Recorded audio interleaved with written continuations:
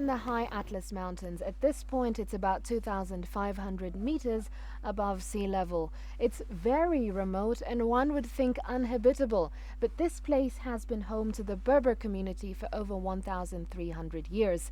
Now, these mountains are very important to the Berbers because they provide the much needed water that they use for their sole means of subsistence, which is agriculture. The village of Buizgern is home to about 15 families. Being here is like stepping back in time. The people have long defied this harsh environment, remaining loyal to their traditional farming and pastoral methods. 60-year-old Hussein Aitabu has lived here his entire life, growing everything from potatoes to wheat to maize. Life's always been tough, but it is getting tougher. These days, there is not a lot of snow and rain like there used to be. It's not the same.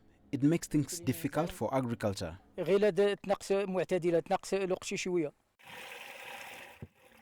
For centuries, the Berbers have carved out canals to store and channel mountain spring water straight to their farms. Seems simple, but the technique draws curious researchers here every year. Climate change is a big threat.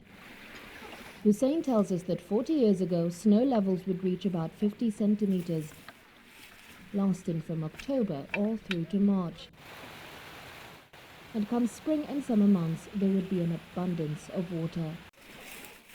He used to grow enough crops to sell in the markets. Now they can only grow enough to feed themselves. For 3 months, we opened this irrigation canal for the farms on this side.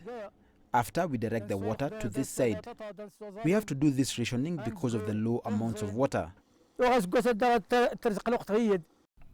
Environmental experts blame declining snow and rainfall levels on climate change. And they say rainfall could be cut by up to another 20% by 2050 at the current rate of global warming. What that means for people here, people like Hussein, is very simple. The end of their way of life. I don't think the younger generations here will stay in the village and farm.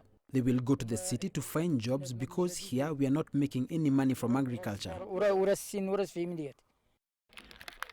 Cut off for much of the time, the people of Buizgern have little idea why it's getting warmer.